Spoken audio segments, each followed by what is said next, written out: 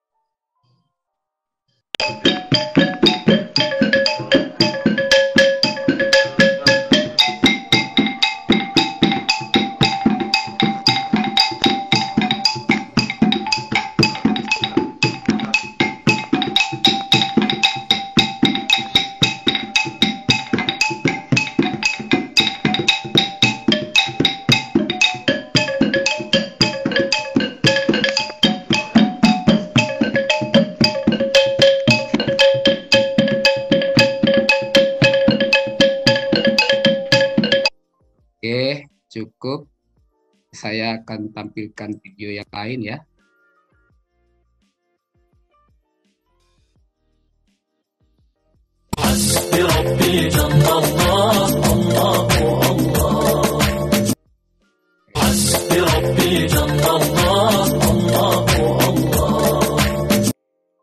Oke, dari dua video tadi kita ambil pelajaran ya. Kita mulai. Saya kali ini ya perkenalkan dulu, nama saya Hasimkan MA. Kebetulan saya di Kaprodi Pendidikan Musik di KIP Unila. Sekarang ini saya mengambil judul dengan tema makna gamelan dalam kajian ilmu filsafat. Ini kebetulan juga sebagai disertasi saya di program doktor pendidikan di Universitas Lampung. Mudah-mudahan semoga lulus. Oke, gamelan itu sudah diakui ya secara di kementerian sebagai warisan budaya tak benda tahun 2014, dan juga pernah waktu itu dihadiri seminar internasional gamelan di Melbourne di Monash University di Australia. Ini dihadiri beberapa ilmuwan dari berbagai hadir. Semoga ke depan kita kembangkan lagi bekerja dengan Pak Dim bisa ke Amerika dan ke seluruh dunia termasuk Eropa juga. Perlu kita garis bawahi, gamelan itu berada di Lampung ya. Tapi Lampung itu bagian pada zamannya, yaitu kira-kira abad ke-7, itu bagian dari Kerajaan Sriwijaya. Jadi di sini Lampung, kemudian di sini Palembang ya. Nah, peradaban abad ke-7 sampai abad 13, bahkan sebelumnya ini berkembang di sini ya. Artinya peradaban ini yang perlu kita angkat ke depan. Ini salah satu bukti bahwa Kerajaan Sriwijaya ya nanti terhubung ke Lampung, di sini di mana di sini ada koin emas yang berlambang mandala ya. Apa itu mandala nanti kita pelajari ke periode berikutnya. Tapi yang jelas bahwa koin emas inilah yang melambangkan bahwa keberadaan Kerajaan Sriwijaya ini ditemukan di Sungai Musi Palembang. Tapi peradaban ini sebenarnya berada di Nusantara ini, kita lihat segi empat ini. Nah, konsep yang kita kembangkan nanti bahwa saya mengulang lagi dengan konsep teorinya, konsep bahwa teori TIC-X yang kita sebut ya, ini dari Profesor Bambang saya dapatkan konsepnya. Moga-moga ini menjadi konsep teori perdamaian dunia gitu kan, bahwa X ini kan menuju X, ini gambaran suatu titik ya, kemudian turun menjadi A itu sama dengan B. Jadi A itu sama dengan B, kemudian A tidak sama dengan B. Jadi kalau konsep ini peradaban di bumi, ini pasti dia A tidak sama dengan B. Tapi kalau di langit ya A sama dengan B. Gambarannya. Nah, kita lihat orang kan bertanya apa gamelan dan gamelan. Nah, itu kan. Makanya kita menggunakan teori TIC-X tadi bahwa persamaan gamelan dan gamelan adalah alat musik tradisional Lampung. Intinya alat musik ya, yang berasal dari unsur bunyi atau angin. Kemudian gamelan juga alat musik tradisional Jawa. Ini sama-sama alat musik, itu samanya. Jadi ini kalau ini sama dengan teori A sama dengan B. Berarti kita sama gitu antara gamelan dan gamelan. Berasal ya dari bunyi juga, kalau dipukul kan suara bunyi, menimbulkan bunyi. Bunyi itu berasal dari angin nanti. Kemudian perbedaannya adalah gamelan dengan gamelan. Memang gamelan ini satu buah ya, terbuat dari bambu. Gamelan berarti berkumpul. Ada 3 buah syair klasik tentang gamelan ya. Nanti kita bacakan 3 buah syairnya. Satu set gamelan itu satu set 15 macam. Terbuat dari perunggu. Kan ini beda, ini bambu, ini perunggu. Gamelan berarti memukul ya. Kemudian belum ada syair, atau nanti ada masukan, saya belum semoga ada masukan apakah ada syairnya atau tidak gitu kan. Dan juga gamelan berarti memukul, ini juga literatur yang saya baca ya. Jadi memang ada perbedaan, tapi tidak masalah sebenarnya, karena sebenarnya kalau kita tarik ke atas ini A memang tidak sama dengan B, tapi kita tarik ke atas ini A ini sama dengan B gitu ya, jadi sama saja sebenarnya. Sementara gamelan sudah diakui dunia dan itu kita harus dukung ya. Jadi gamelan yang diakui dunia itu didukung oleh seluruh elemen yang ada di Nusantara. Jadi silahkan kita berbeda tapi itu adalah sama. Jadi kuncinya bahwa alat musik asli Nusantara. Nah, walau ada persamaan dan perbedaan antara gamelan dan gamelan, bahwa kedua alat musik tersebut merupakan alat musik bebunyian Nusantara yang perlu dilestarikan dan dikembangkan.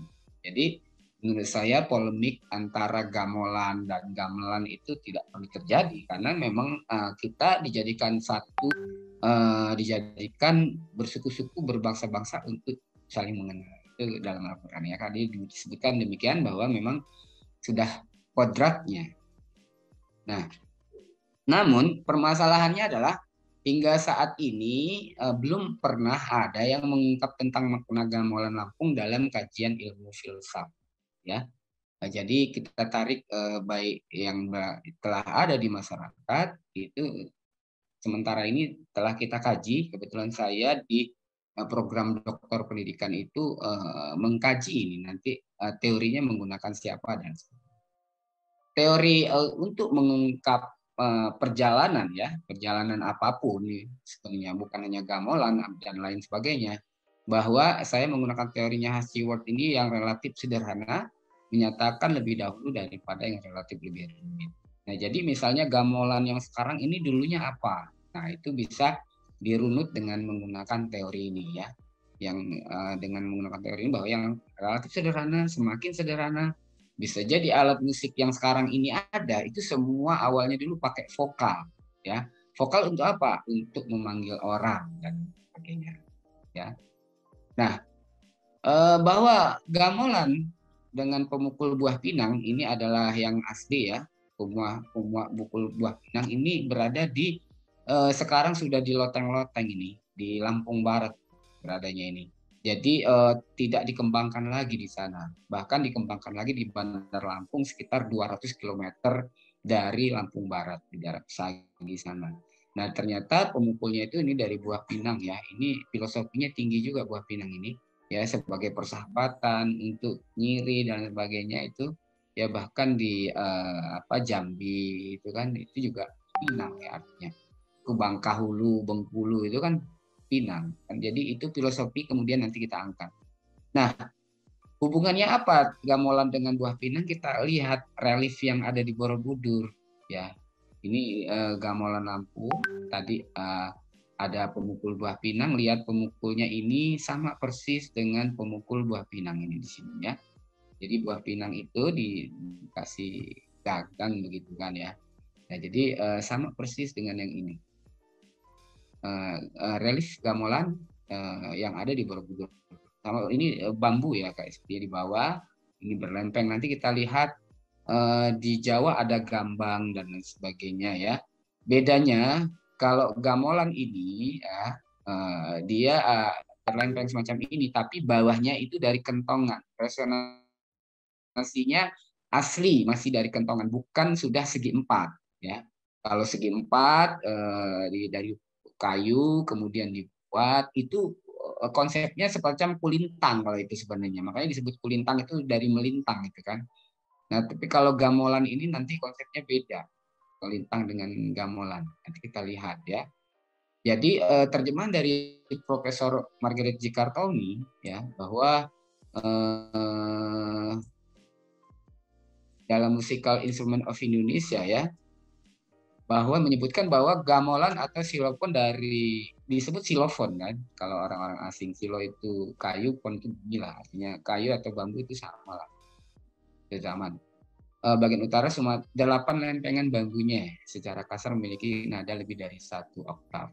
Lempengan-lempengan bambu tersebut diikat secara bersambungan dengan tali rotan yang disusupkan melalui sebuah lubang yang ada di setiap lempengan di simpul bagian atas, di atas teratas lempeng ya. Nah, ini kira-kira gambarannya gamelan. Jadi 2 orang pemain duduk di belakang alat musik ini, salah satu dari mereka adalah pemimpin. Tadi kita lihat satu gamelan itu terdiri dari 2 ya, satu pemain begamol disebut begamol, dari begamol berkumpul untuk mengumpulkan orang, satunya pemain gelita. Kita bisa lihat ya. Nah, kemudian hipotesanya Prof. Margaret mendukung dari hipotesa teorinya Stewart bahwa yang relatif sederhana menyatakan lebih dahulu daripada yang relatif lebih rumit. Yang cukup menarik istilah gamelan ya, yang gamelan sekarang ini kan lengkap dari minimal 15 buah macam. Dulunya 1 buah alat musik, ya sudah disimpulkan bahwa 1 buah alat musiknya itu berupa gong ya. Jadi baik di Jawa juga semacam itu. Jadi kemudian di Lampung juga mengalami perkembangan. Yang gamelan bambu juga ada yang perunggu, disebut musik luntang, atau lebih baru lagi disebut talobala. Ada yang perunggu. Sama di Jawa juga. Nah, di Jawa juga dikenal juga dengan kentongan ya. Jadi istilahnya peradaban Nusantara ini sama. Tapi teorinya bahwa yang perunggu itu kita kembalikan ke zaman dulu itu adalah peradaban bambu, termasuk di Jawa. Kita lihat angklung saja kan gitu. Kan peradaban di Jawa juga sama seperti itu. Jadi artinya kalau kita kembali bahwa peradaban itu kita akan ketahui bagaimana peradabannya. Jadi kesimpulan dari Prof. Margaret, jadi alat musik Lampung ini boleh jadi merupakan salah satu alat musik yang bertahan hidup ya dari penyebaran alat musik berlempeng yang berasal dari periode Hindu ya. Gamelan ya. Jadi gamelan sekarang ini sebenarnya dulu termasuk di Jawa, di Sumatera, di Kalimantan itu sama peradabannya. Jadi yang gamelan yang sekarang ini masih bertahan ya. Yang di Jawa sudah tidak bertahan lagi gitu ya. Sudah lebih ke gamelan yang ini contoh ya. Jadi yang di Jawa sudah semacam ini contohnya. Sudah berupa perunggu. Tapi yang perunggu ini sebenarnya dulu dari bambu juga. Saya pernah baca yang gamelannya Sumarsam dan sebagainya itu, Profesor Sumarsam disebutkan bahwa ada peradaban bambu dan sebagainya. Nah, hanya di Jawa peradaban bambu itu kemudian lama-lama tergeser atau tergerus. Tapi di Lampung masih bertahan, ya. Itu peradaban kita. Nah, kalau gamelan Lampung ini diperkirakan ya sebelum Masehi ya diperkirakan mengalami puncaknya abad kelima karena xilofon malah diekspor dari Asia Tenggara ke Afrika pada abad 5 Masehi. Jadi kalau kita belajar ke Madagaskar itu ada kata hua di situ. Hua itu menunjukkan angka 2 ya di Lampung ya. Kalau di Jawa kan roro ya itu sama sebenarnya hampir sama ya. Itu angka siji loro telu papat. Nah itulah yang kuno sebenarnya peradaban di Jawa, Lampung, saya telu pak limo ya sama saja gitu sebenarnya ya. Nanti kita bahwa dulu peradaban Sumatera dan Jawa itu nyambung, tidak ada putusnya itu ya. Sekarang Krakatau tahun 535 itu putus. Kalau dulunya sebenarnya tidak, sehingga peradaban itu kena pengaruh yang sama. Kemudian kita masuk ke teori untuk filsafat ya. Jadi saya mengambil dari Abraham Maslow ya. Jadi manusia itu yang pertama adalah self actualization. Jadi kebutuhan akan yang pertama maaf kembali. Yang pertama adalah kebutuhan fisiologi. Nah, kebutuhan fisik sebenarnya ya. Fisik itu merupakan ya kebutuhan makan, minum dan sebagainya. Kemudian yang kedua kebutuhan akan keamanan. Jadi setelah kita kebutuhan fisik kita terpenuhi, maka kebutuhan akan keamanan ya. Jika aman nanti bisa kemudian berlanjut kebutuhan akan memiliki kasih sayang ya. Jadi kasih sayang, jiwa sosial dan sebagainya. Nah, yang keempat adalah kebutuhan akan penghargaan. Ya, jati diri mungkin banyak peradaban-peradaban yang posisinya di sini sekarang. Posisinya kebutuhan akan penghargaan. Jadi teliti dulu, setelah diteliti, oh ini alatnya bagus, termasuk gamelan ini, baru kemudian akan ada penghargaan dari masyarakat sosial ya, masyarakat sosial ini, kemudian baru kebutuhan akan aktualisasi diri. Nah ini, jadi saat ini adalah sedang mengaktualisasikan dari kebutuhan yang sangat mendasar ini, karena terutama keberadaan peradaban Sriwijaya itu yang berada di Sumatera bagian selatan yang kemudian sebenarnya ada pengaruh Sumatera Utara, Aceh, Riau dan sebagainya, kemudian bergeser ke Jawa Barat, yang kemudian ke Jawa, kemudian ke Bali. Artinya aktualisasi di Sumatera bagian selatan ini butuh aktualisasi diri karena untuk di Jawa sudah diekspos, sudah ada ya keris, kemudian batik, kemudian wayang ya, itu sudah diakui sudah oleh dunia ya. Nah, kemudian saya ngobrol dengan Pak Dim bahwa peradaban abad ke-7 sampai 13 ini memang perlu diangkat kembali bahkan sebelumnya. Nah, dari kebutuhan tadi dari teorinya Abraham Maslow adalah kebutuhan manusia itu akan tanah, air, api, dan udara. Ya. Nah, nanti posisi gamelan itu posisinya di mana? Yang jelas adalah yang ini nomor 4. Ya, nonsen kalau manusia itu tidak butuh dengan ini. Nah, kemudian siapa nanti yang membuat ini? Nah, itu ya sebagai manusia makanya harus menyadari kita ini adalah makhluk ciptaan ya, bahwa manusia itu ada yang menciptakan kan. Nah, saya ngambil dari filsafatnya Jujun S. Surya Sumantri ya, dari Ibu Dewi Anggra ini, kemudian Muhammad Teguh ini. Terima kasih sekali. saya ambil ininya, bahwa secara garis besar nanti bicara filsafat, yang pertama adalah ontologis. Ontologis di sini mengkaji tentang apa. Gamolan itu apa sih sebenarnya? Hakikinya apa? Pada hakikatnya apa? Ya, nah gitu. Baru kemudian berangkat ke berikutnya tentang epistemologis, yaitu tentang bagaimana. Jadi setelah ontologis itu apa, terus bagaimana. Yang ketiga adalah aksiologis, tentang gunanya itu apa. Nah, jadi umumnya kita gamelan dan alat tiup, alat musik yang lain, alat pukul yang lain, itu masih di tataran aksiologis, masih di tataran ini gunanya untuk apa? Oh, ini untuk upacara adat dan lain sebagainya. Wujudnya semacam ini, tapi kita belum naikkan ontologisnya apa. Nah, kita baru belajar kali ini ya. Jadi ilmu ontologis tentang bicara tentang hakikat apa yang akan dikaji dalam sebuah ilmu ya. Apa sih? Nah, gitu ya. Kemudian epistemologi tadi sama ya, bagaimana cara manusia untuk memperoleh ilmu pengetahuan yang benar dan sebagainya. Nah, kita melalui kajian yang benar ya, pendekatan yang ilmiah. Kemudian baru aksiologis nanti fungsinya secara umum untuk apa dan sebagainya. Ya, jadi mengontrol gejala alam, meramalkan gejala alam, menjelaskan gejala alam, fungsi secara umum dan sebagainya. Baik. Kita masuk setelah belajar filsafat ya, sekarang kita belajar bahwa gamelan itu apa? Nah, gitu kan. Gamelan secara etimologis berasal dari kata gamol yang sama dengan begumul dalam bahasa Melayu yang berarti berkumpul. Nah, jadi gamelan itu sebenarnya secara berkumpul ini secara ontologis ya sebenarnya. Kalau aksiologis nanti berupa alat musik yang berlempeng ya. Itu secara aksiologis. Tapi pada intinya adalah untuk mengumpulkan orang-orang ya. Baik. Makna arti filsafat, makna gamelan adalah berkumpul ya.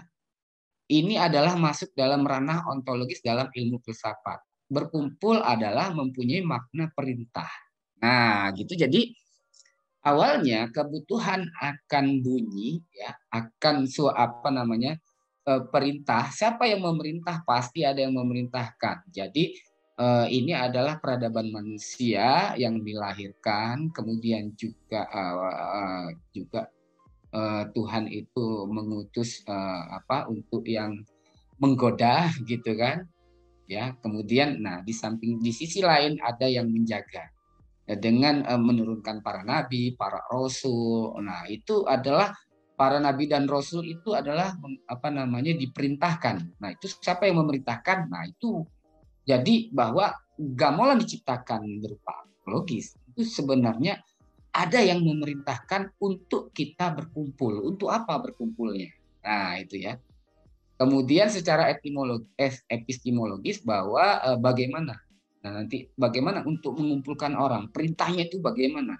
Ya, gitu. Nah, oleh sebab itu adanya perintah untuk berkumpul sehingga memerlukan media. Ya, jadi tidak mungkin yang memerintahkan tadi yang maha kuasa itu langsung dia sendiri memerintahkan, kan tidak, melalui mungkin Tuhan kemudian memerintahkan kepada para nabi dan rasulnya, kemudian memerintahkan kepada manusia, kan menggunakan media. Dan gamelan di sini adalah sebagai media. Jadi kalau budaya Nusantara ini tidak menggunakan media, menurut saya ya kita sama saja tidak punya peradaban, belum punya peradaban. Kan? Jadi media tersebut yang dikenal gamelan dari bambu. Yang ini yang di Lampung, artinya di Sumatera bagian selatan atau Sriwijaya atau Nusantara, bisa jadi di wilayah lain ada angklung ya kan, ada kulintang dan lain sebagainya. Jadi itu semua sebagai, kalau di Kalimantan ada sape dan sebagainya ya. Ada saluang ya, ada gamelan yang di Jawa dan sebagainya. Ini kalau saya hanya memberikan gambaran yang di Lampung. Ya. Kemudian bahwa aksiologis adalah untuk apa? Karena adanya perintah untuk berkumpul sehingga harus ada aksiologisnya, adalah perintah untuk berkumpul, maka menggunakan media berupa gamelan yang terbuat dari bambu. Yang ini yang seperti yang saya bilang, yang aksiologis yang berada di Nusantara, Sriwijaya, ya Sriwijaya. Bahkan dulu sepertinya ada peradaban tulang bawang, kerajaan tulang bawang, peradaban Melayu dan sebagainya. Itu saling silih berganti dengan konsep 7 ganti 9 jilid. Nanti itu di sisi yang lain kita jelaskan.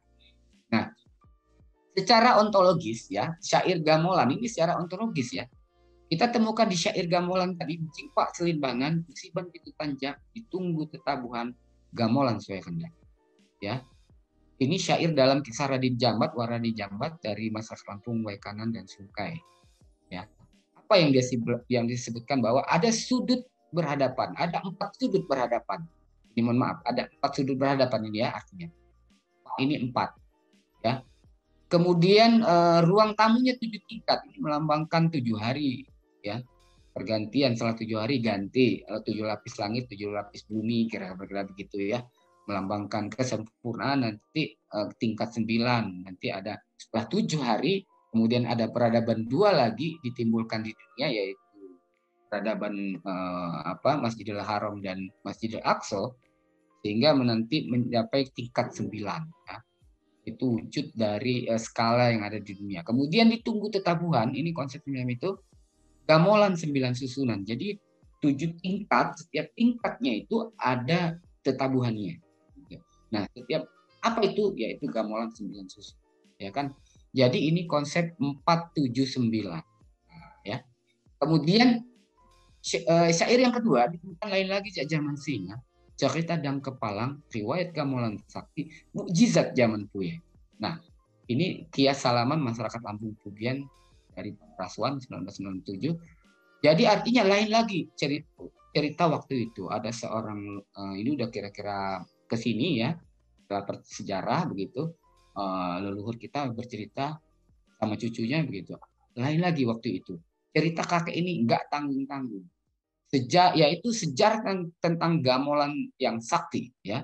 Ketika dipukul alat musik ini semua datang, termasuk yang nampak dan tidak nampak, ya kan? Nah, mukjizat yang mempuyang. Nah, ini kata-kata mukjizat ini yang sakti nih. Kalau mukjizat ini kan sebenarnya diberikan kepada nabi nih, ya. Saya nggak tahu diberikan kepada siapa saja yang berupa mukjizat ini, ya. Jadi bisa jadi artinya salah satu peradaban nabi itu sampai ke Nusantara. Nah, nabi apa itu yang kemudian lagi dalam penelitian nampaknya sudah hampir jelas ya, nanti kita hubungkan dengan apa sih peradaban apa mukjizat? Apakah beliau nabi itu datang langsung ke sini atau berupa utusan atau peradaban? Nah, itu ya. Jadi kita lihat nanti. Karena hubungannya tadi perintah ya. Jadi gamelan itu berupa untuk mengumpulkan orang. Apa perintahnya? Nah, gitu ya. Kemudian syair gamelan yang ketiga yang saya temukan di daerah Tanggamus ya. Di sini nanti ada makam mata 4 ya, luar biasa, nanti diperkirakan ini keturunan langsung Dapuntah yang Sriwijayanaga ya. Artinya keturunan dari peradaban itu bahkan atau beliau sendiri ya gitu. Saya sebutkan nanti. Nah, judulnya adalah syairnya begini, nak ningkung. Ini menggambarkan bahwa peradaban zaman leluhur kita ini adalah zaman dulu bukan ngajar itu nak ningkung si cirolu bukan gitu, atau 1 2 3 atau do re mi, bukan begitu, tapi nak ningkung.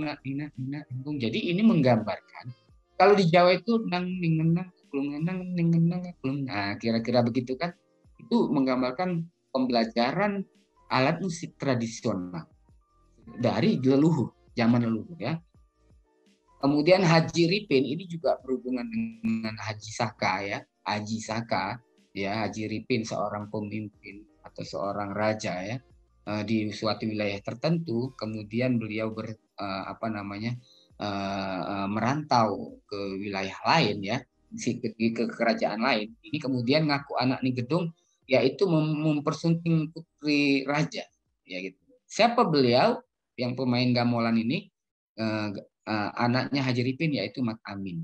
Jadi Mat Amin ini adalah yang mempersunting putri raja gitu. Jadi orang-orang biasa ini bagaimana menggambarkan gamelan ini di kehidupan sebuah kerajaan. Nah, kemudian ternyata budaya gamelan itu yang berkumpul itu, perintah itu hanya ada satu di dunia. Padanan ininya terjemahannya yang adalah hadrah ya. Hadrah ini berasal dari Timur Tengah. Hadra ini berasal dari kata hadoro, hadir, menghadirkan atau mengumpulkan.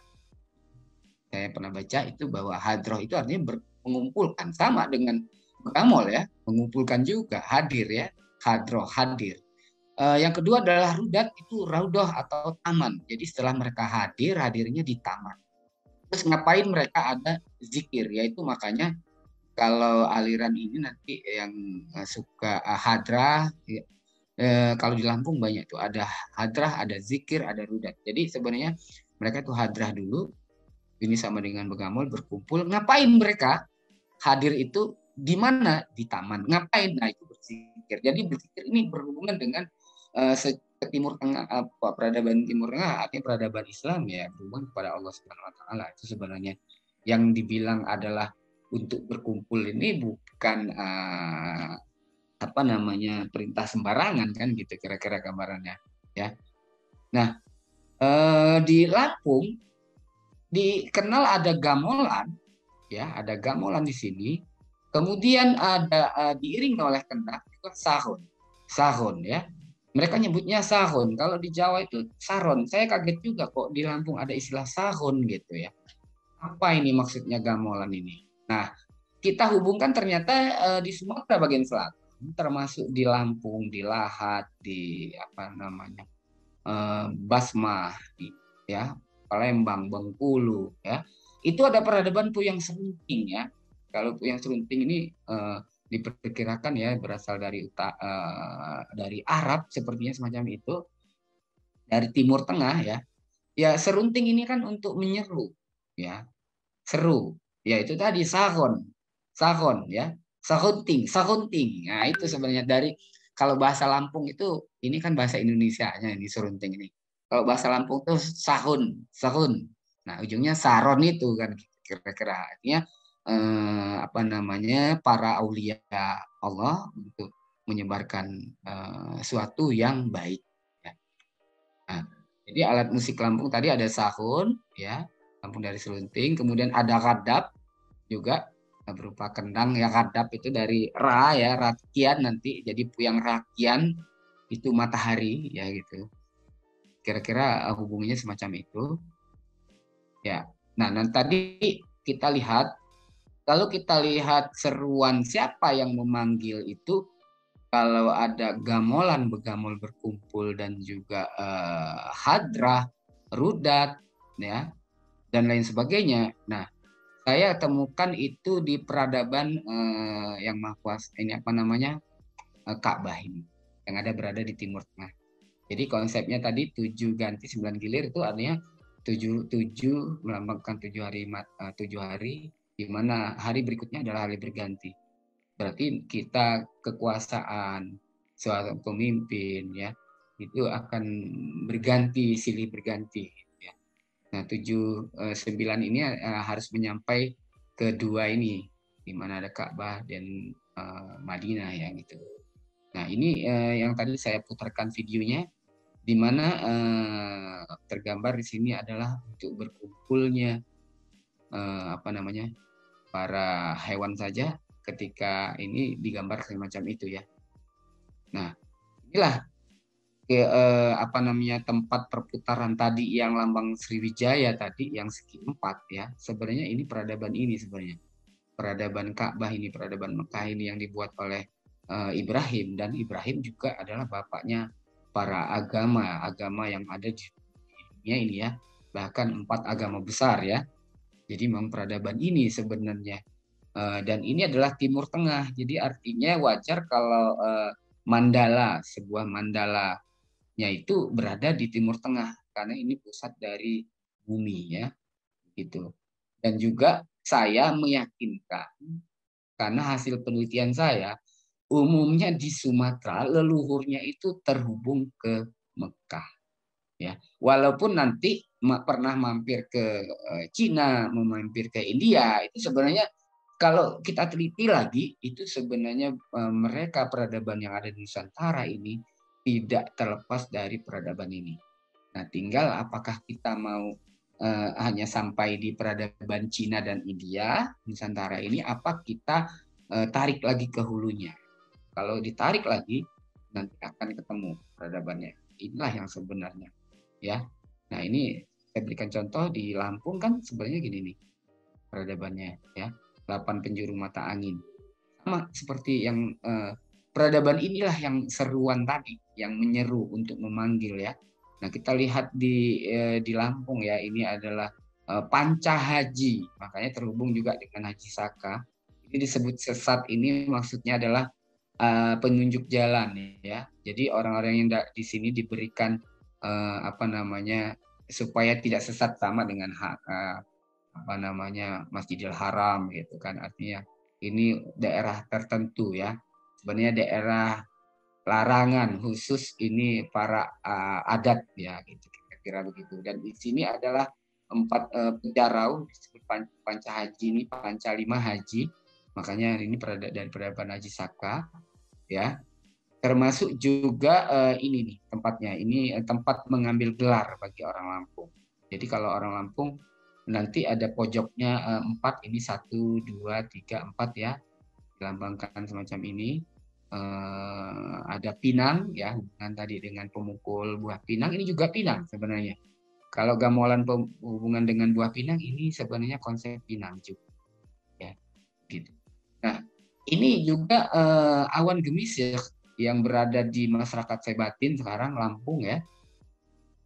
Kita temukan juga 4 sudut ini peradabannya. Awan gemisir nanti seorang raja akan apa namanya berada di dalam ini.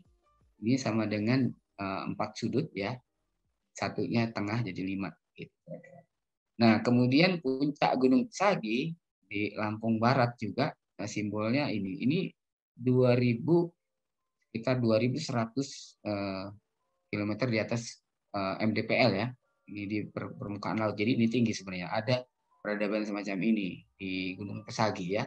Di bawahnya nanti ada situs Damar Pulut. Baik.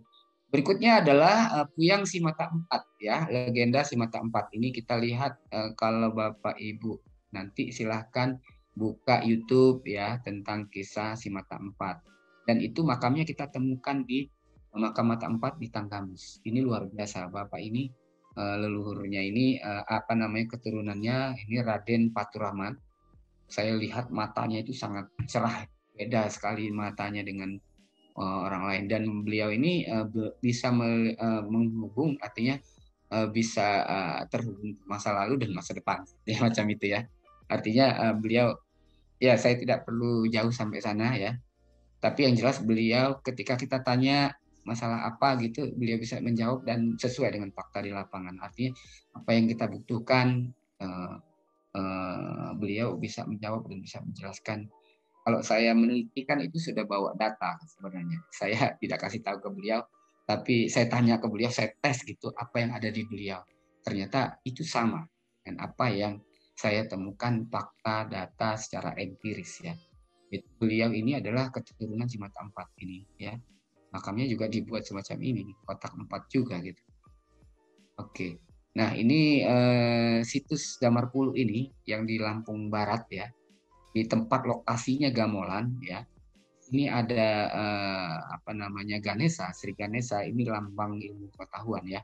Ini kakinya ya di sini, ya. Ini harusnya pakai drone ini. Cuman karena ini semennya semen kuno ini, ya. Dan dia belum bisa aci, belum bisa diaci. Kalau kita kupas ini dia akan mengelupas gitu. Jadi sulit. Ada saran kemarin bagaimana sebelum dipoto dibersihkan tapi disemprot dulu. Jadi ini kan kalau dikletek, apa ini semen kuno, ya, terdiri dari pasir dan sebagainya. Ini teratai, ya, ini teratai. Ini kakinya, ya. Kemudian Sri Ganesanya di sini tidak harusnya pakai drone ini, ya, menghadap ke kanan. Ini badannya, ya. Ya, ini apa namanya? Depannya, kemudian kepalanya di sinilah kira-kira. Ini gambarannya. Ini 3 kali 9 meter ketinggiannya, ya, cukup tinggi. Nanti di atas ini ada benteng secara alam, ya, itu dari 8 sampai 500 meter, ya. Ini yang belum tergali. Jadi disinilah Mandala Parahyang sebenarnya, ya. Disebut Mandala Parahyang. Kalau saya lihat, saya temukan terjemahannya itu dalam bahasa Sunda bahkan, ya. Bahkan mungkin bisa jadi peradaban Sundalen dulu ya, terpapar juga di daerah Sumatera bagian selatan ya, termasuk Jawa Barat, Banjar ya. Banjar artinya Kalimantan dan sebagainya, kan memang itu menyatu. Peninggalan bukti peninggalan secara otentik itu di Sumatera bagian selatan. Namun bukti peradaban itu di Jawa Barat, ya, gitu sebenarnya di Jawa Barat. Kalau mau meneliti ini, peradaban ini ya harus terhubung antara Sumatera bagian selatan, Jawa Barat, Jawa Tengah, dan Jawa Timur, dan sampai Bali. Kalau hanya di Lampung ya agak sulit karena yang orang Lampung sudah bergeser ya sekarang, lebih ke peradaban Melayu yang Islam. Kemudian di Lampung juga ada Keratuan Datu di Puncak, Keratuan atau Kedatuan di Pubung, Kedatuan di Balau, dan Kedatuan di Pemanggilan. Ya. Nah ini disebut sang pemimpinnya ada Sang Aji Saka, ya, Keratuan Pemanggilan. Jadi ini tadi hubungan dengan gamelan sebenarnya. Jadi Kedatuan Pemanggilan ini adalah di mana Sang Aji Saka itu sebagai raja hukum, raja adat, dan raja bahasa. Memang raja bahasa ini kan musik adalah bahasa yang universal. Itu hanya dengan gamelan secara ontologis ya. Kita sebutkan saja bahwa syair dalam gamelan terdapat dalam Aji Saka, ajaran inti ketuhanan atau rasa kasih sayang sebagai juru selamat. Nah, ya kan? Nah, ini Yerusalem ya. Artinya sebagai juru selamat. Kalau saya baca di Kisah Raden Jambat tuh begini. Nah, siapa yang nabi yang dari Yerusalem sebagai juru selamat tahun 38 Masehi, nah itu yang ke depan mungkin akan terungkap satu-satu ya. Kemudian Kisah Raden Jambat juga ajaran tingkat 9. Jadi kalau menurut saya di dalam syair gamelan itu dalam Raden Jambat kan ajaran tingkat 9. Berarti ada hubungannya sebenarnya. Nanti akan terungkap kemudian ya. Kemudian terah yang ada di Lampung, leluhur dari Timur Tengah yaitu Terah Dewa, Mata 4, Kurungan Dewa, Raden Raden Lamban Balak, dan Batin Jambat. Ini satu orang yang tadi makan Mata 4 ya. Gelarnya ada Kurungan Dewa ya.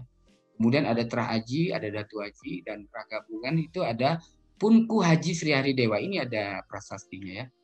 Nah kemudian secara ontologis kita sebutkan bahwa ontologis arti gamelan itu sebagai untuk berkumpul. Artinya perintah atau seruan untuk kembali ke jalan yang benar. Ajaran kekasih sayang. Karena manusia ini kalau dia tidak ada yang mengarahkan, tidak ada yang membimbing, tidak ada perintah, maka manusia selalu bergeser, dan cenderung mengikuti ajaran-ajaran yang tidak benar.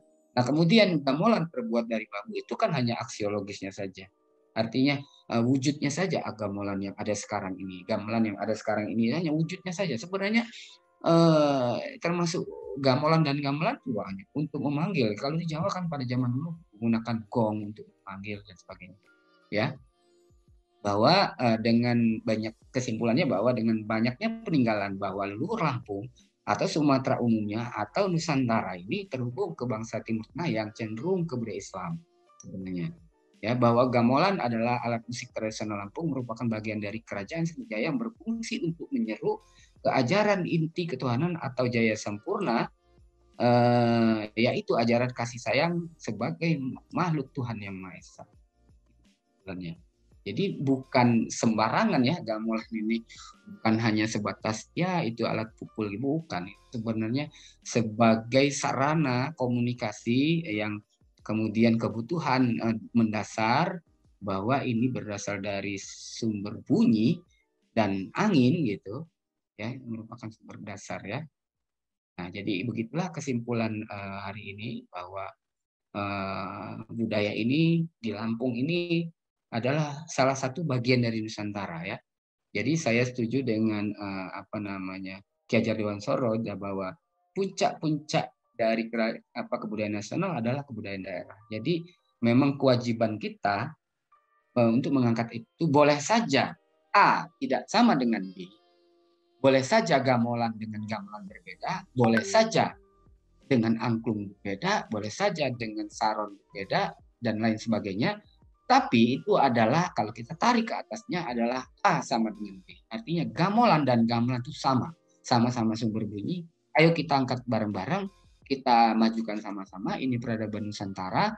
Nah, kalau kita tarik ke atas lagi, itu ada yang memerintahkan teori X ya, bahwa X ini adalah satu titik yang maha kuasa, ya itu. Siapa yang menciptakan? Nah, jadi jangan dianggap enteng, wah itu cuma gamelan. Kalau kita jangan hanya bicara gamelan ini ya sebuah alat musik, tapi siapa yang membuat ini sebenarnya sebuah perintah, yang membuat ini adalah sebuah yang memerintahkan. Nah, siapa yang memerintahkan kita? Itulah yang maha kuasa. Jadi bukan sembarangan yang membuat ini ya. Sebenarnya berupa aksiologis saja sebenarnya. Itu semoga pepatah bagi bangsa Indonesia menanam kelapa bungkuk di perbatasan. Orang Indonesia punya batangnya, orang lain punya buahnya. Nah, semoga tidak begitu ke depan ya, agar kita kembali ke jati diri kita sendiri bahwa menanam kelapa bungkuk di perbatasan, orang Indonesia punya batangnya dan orang Indonesia. Demikian pemaparan dari saya. Dipersilakan kalau ada yang masih mau bertanya, saya kembalikan ke moderator. Terima kasih. Assalamualaikum warahmatullahi wabarakatuh. Waalaikumsalam. Terima kasih Pak Hasyim Khan atas presentasi yang sangat informatif sekali.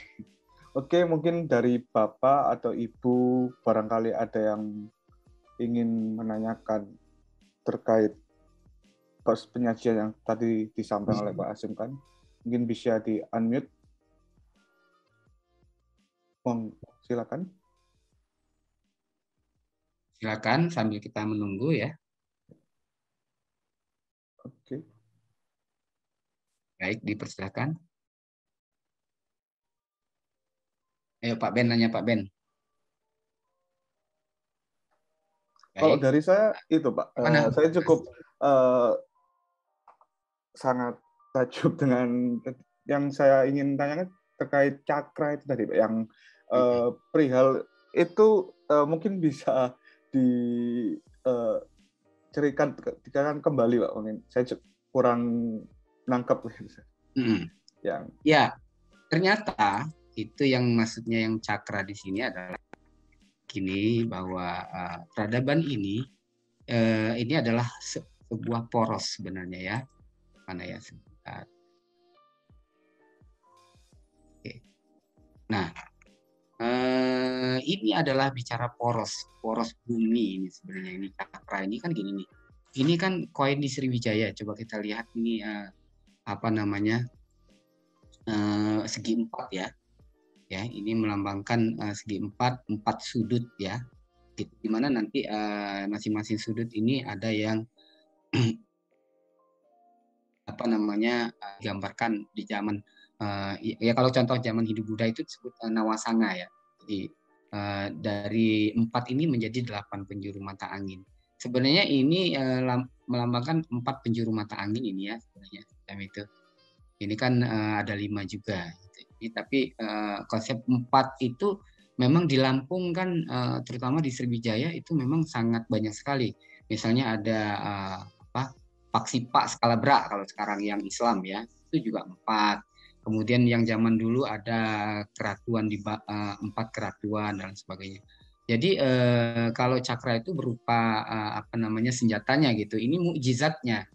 Jadi kalau apa namanya, kalau ini lebih disebut ke mandala ini adalah berupa lingkaran ya.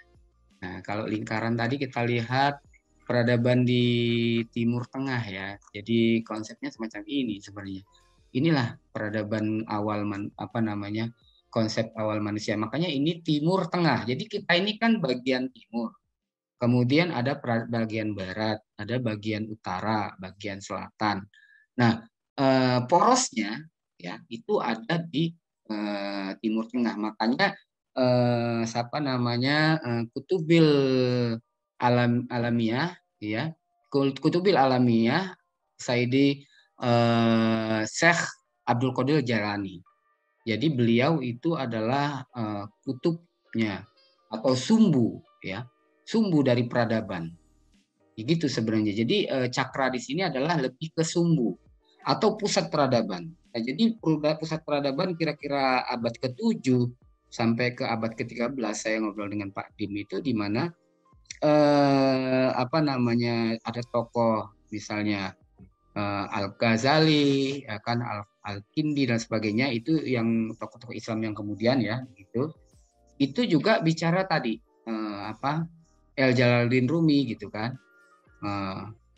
Bahwa kutub, kita mengenal kutub utara, kutub selatan dan sebagainya itu bahasa Arab ya. Kalau bahasa Nusantara ini ya mandala, itu semacam mandala. Jadi lingkaran ya, 4 sudut ya. Ya, jadi lambang poros, lambang ilmu pengetahuan. Jadi nanti Nusantara ini porosnya di mana? Gitu ya. Makanya adalah Mandala Hyang, kayak di Sumatera Utara itu ada Mandala Hyang. Di mana-mana ada Mandala Hyang kan. Termasuk di Lampung nanti adalah Lampung ini kan poros Mandala Parahyang ya. Makanya di situ nanti diketemukan Ganesha. Nah, Sri Ganesha ini lambang ilmu pengetahuan. Maksudnya di sini bahwa cakra di sini sangat terkait dengan poros, pusat ya. Artinya kalau kerajaan itu center for excellence, jadi pusat dari keunggulan. Nah, pusat dari peradaban. Nah, maksudnya kita kembangkan di sini bahwa kita ini adalah pernah ya, kalau di peradaban Irak itu ya kan, Kutubil apa namanya, Alamina Saidi Syekh Jalaluddin Rumi ya, itu dari Baghdad ya, dari Baghdad, artinya dari Irak pada zaman itu memang tempat ilmu pengetahuan. Nah, itu disebut kutub di Arab ya. Ya bisa dibilang Timur Tengah, tapi kutub di sebelah timur di mana? Nah, gitu. Nanti kita cari kutub di sebelah timur tuh berarti wilayah-wilayah yang mengandung peradaban yang tinggi, ya mungkin daerah Sundalen tadi ya. Sun artinya matahari ya, terhubung dengan gitu, pusat dari tata surya. Nah, itu sumbunya pusat peradaban dari pusat apa namanya, manusia. Nah, itu diperkirakan di Sundalen itu yang masih tersisa kental itu di Sumatera bagian selatan. Jadi kalau kita tidak ungkap Sumatera bagian selatan ini, maka peradaban Nusantara yang abad ke-7 sampai abad ke-13 ya, kalau 14 kan Majapahit sampai sekarang kan sudah begitu gencarnya ya. Tinggal kita buka lagi Mandala Parahyang itu di mana gitu kan ya. Jadi kalau sekarang di Jawa Mandala itu kan sebelum putus bisa jadi di Sumatera Utara ya, sampai ke daerah Jawa Timur di Bali ya. Nah, sekarang setelah Krakatau meletus itu Mandala Hyangnya itu di daerah ujung kulon di Banten sana ya, kira-kira begitu, ke Jawa Barat. Nah, kemudian itulah jadi pusat dari keunggulan, dan makanya peradaban ini perlu kita ungkap. Nah, salah satu kebutuhan manusia tadi kita hubungkan dengan filsafat ya, bahwa musik gamelan tanpa ada alat musik itu kita tidak ada lambang Sriwijaya, tidak ada lambang Majapahit ya kan. Kalau bicara Majapahit ya, mari kita tonjolkan gamelannya. Makanya sudah diakui UNESCO kan. Nah, sampai ke UNESCO, begitu luhurnya bangsa Jawa memperjuangkan Majapahit sampai begitu. Karena tidak ada wayang, tidak ada gamelan misalnya, tidak ada batik, tidak ada keris, ya itu nonsen lah Majapahit. Gitu kira-kira. Begitu juga Sriwijaya. Tidak ada situs Damarpulu, Sri Ganesha, ya. Tidak ada peradaban 4 tadi, ada Mata 4, ada Mandala, tidak ada gamelan. Ya menurut saya nonsen kerajaan Sriwijaya. Jadi kalau kita hanya bicara kerajaan Sriwijaya, hanya bicara silsilah, itu tidak akan ketemu. Kalau hanya belajar merunutnya berasal dari silsilah, karena nanti silsilah itu dia akan 7 ganti 9 jilid. Ketika dia sudah 7, ke-8-nya itu akan berganti, baik dari keturunan itu sendiri atau dia berasal dari unsur yang lain. Nah, jelas berganti, tapi terahnya itu tetap terah yang yang tadi, kalau misalnya nabi, yang saya bilang tuh terahnya dari Nabi Adam, kesekian nanti udah ke-7 mungkin ganti lagi dengan Nabi sekian, Nabi nah. Jadi sampai Nabi penutup, Nabi akhir zaman sebenarnya satu terah, walaupun sebenarnya nanti ada kemudian bergeser ke kanan atau bergeser ke kiri dan sebagainya. Tapi nanti dia terhubung sampai terus dari nabi-nabi, Nabi Muhammad sampai ke ada utusan lagi, ada aulia yang diutus setiap tahun 100 tahun sekali ada yang diutus ya. Saya dapat informasi macam Abah Anom yang kemarin sudah almarhum ya, itu nanti akan ada 100 tahun lagi baru ada aulia. Nah, jadi apa namanya peradaban Mandala atau cakra ini sebenarnya itulah pemusatan sebenarnya. Jadi pusat ilmu pengetahuan, sumber ilmu pengetahuan. Jadi kalau tanpa itu tidak mungkin gitu ada peradaban yang hanya apa namanya pasti misalnya bicara Jawa Tengah ya Mas ya. Misalnya di Jawa Tengah sendiri. Nah, misalnya bisa jadi Mandala Hyangnya itu mandala utamanya itu ada di Borobudur atau Prambanan atau apa gitu. Itu mandalanya. Ya, makanya nanti Borobudur itu kan segi 4 juga Mas. Gitu Borobudur itu. Nah, itu di situ pusatnya. Nah, itu pusat ilmu pengetahuan. Nah, jadi orang Jawa itu pinter-pinter, Mas. Kalau apa namanya kita sekarang belum memanfaatkan itu, ayo gitu loh. Kita buka mandala yang ada di Borobudur, di situ kan ada relief-relief, termasuk relief gamelan kan ada di situ. Nah, jadi pernah kita itu mempunyai peradaban yang sama gitu. Pernah ada mandala suatu saat di Sumatera Utara, mungkin ada pergeseran karena alam, terjadi peperangan, 7 ganti 9 gile tadi, memang ada perintah untuk mengganti gantian gitu. 7 hari loh Mas, 7 ganti itu Senin, Selasa, misalnya dari Minggu lah, Minggu, Senin, Selasa, Rabu, Kamis, Jumat, Sabtu. Minggu lagi itu udah ganti. Begitu juga peradaban ini, artinya pergantian 7 lapis dan langit dan bumi. Jadi kalau terah kita cari, orang Sumatera Selatan lagi mencari terahnya Dapun Tahyang, ya nggak bakalan ketemu dari suku-suku karena dia nanti akan bergeser lagi, gitu kira-kira Mas. Jadi sangat luar biasa kalau kita ketahui. Tapi yang jelas Mas di sini saya tekankan ontologis. Jadi bahwa ontologis di sini gamelan atau gamelan yang ada itu hanya berupa wujud aksiologis saja, ya, hanya berupa wujud bendanya saja. Itu sebagai alat, sebagai sarana. Kalau alat sebagai sarana juga apa yang selama ini kita rame berdiskusi, terjadi ada perselisihan, yang ngapain kita berselisih? Wah ini gamelan saya pakai peluku, ada begini-begini macam, begini kami lebih dulu. Nanti yang dari Sriwijaya begitu juga, rebutan juga. Wah ngapain Mas? Itu kan sebenarnya sama-sama alat, secara aksiologis itu sama-sama alat berupa media untuk mengumpulkan orang, berupa perintah nanti apa diperintahnya, makanya berdiri di waktu itu berdirilah Borobudur yang berupa religi, mas sistem religi. Nah jadi kalau ada Sri Ganesha di Lampung bukan berarti mereka kembali ke Hindu Buddha. Waktu zaman itu peradabannya semacam itu, artinya mereka dalam rangka pencarian akan Tuhan, mereka mencari Mas begitu. Jadi mereka wujudkan dalam bentuk ini, berupa ini gitu. Jadi leluhur kita semacam itu karena istilah dalam Aji Saka itu ya tadi tidak ada akar rotan terjadi, artinya tidak ada Tuhan yang seperti apa mereka cari, ya dululah peradaban ini. Begitu loh Mas, semacam itu. Ajaran Mandala itu adalah pusat atau lingkaran atau kutub, ya, bisa jadi kutub kehidupan, bisa jadi kutub ilmu pengetahuan, bisa jadi kutub kebudayaan gitu. Nah sekarang Mas di Jawa misalnya, bahwa Jawa pengen nggak menjadi kutub ilmu pengetahuan di dunia seperti Irak atau Sumatera, ya pengen nggak menjadi kutub?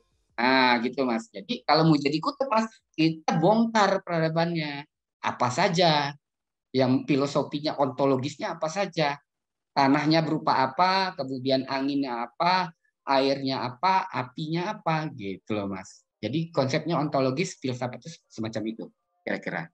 Silakan Mas dilanjutkan, kalau ada yang lain mau bertanya juga boleh. Siap, Pak. Terima kasih untuk jawabannya yang sangat detail sekali.